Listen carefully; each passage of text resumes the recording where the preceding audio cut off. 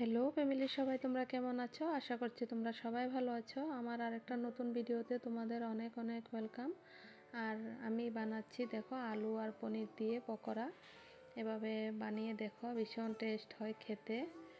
তো চলো কীভাবে বানিয়েছি তোমাদের সাথে শেয়ার করছি। আমি প্রথমে মিক্সি জারে আমি ধনেপাতা আর কাঁচা লঙ্কাটা পেস্ট করে নিয়েছি।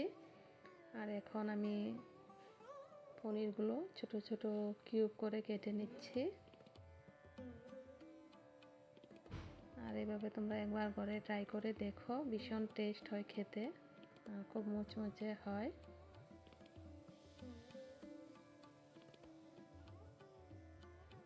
তো দেখো আমার সবগুলো টুকরো করা হয়ে গিয়েছে।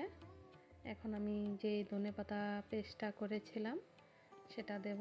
প্রথমে 1 চামচ টক দই দিয়ে দিয়েছি, আর একটু আমি ধনেপাতা পেস্টটা দিয়ে দিয়েছি, আর পরিমাণ মতো নুন দিয়ে দিয়েছি।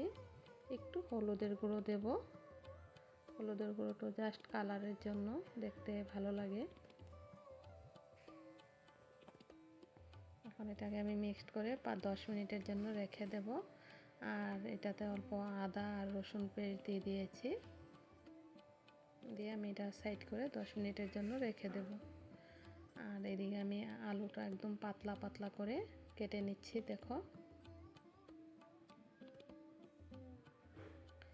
আর এটা আমি ভালো করে পরিষ্কার করে ধুয়ে আমি একটু নুন দিয়ে আমি জলে ভিজিয়ে রাখবো আলুগুলো, তাতে আলুগুলো একদম নরম হয়ে যাবে দেখবে। তো দেখো একদম নরম হয়ে গিয়েছে, এখন আমার হোল্ড করতে সুবিধা হবে।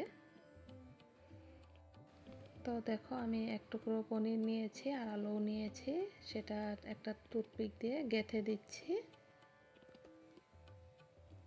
তাতে দেখতে ভীষণ ভালো লাগবে আর এটা জয়েন্ট হয়ে যাবে।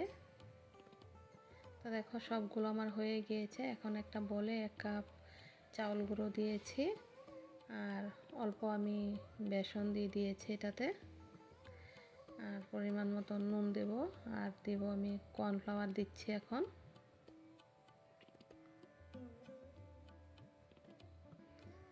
আর একটু লঙ্কার গুঁড়ো দিচ্ছি, আর একটু হলুদের গুঁড়ো দিচ্ছি।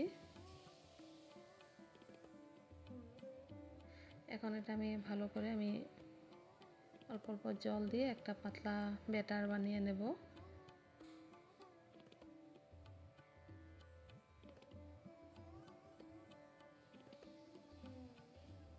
তো দেখো আমার ব্যাটারটা হয়ে গিয়েছে। এখন অল্প আমি কালো জিরে দিয়ে দিয়েছি এটাতে,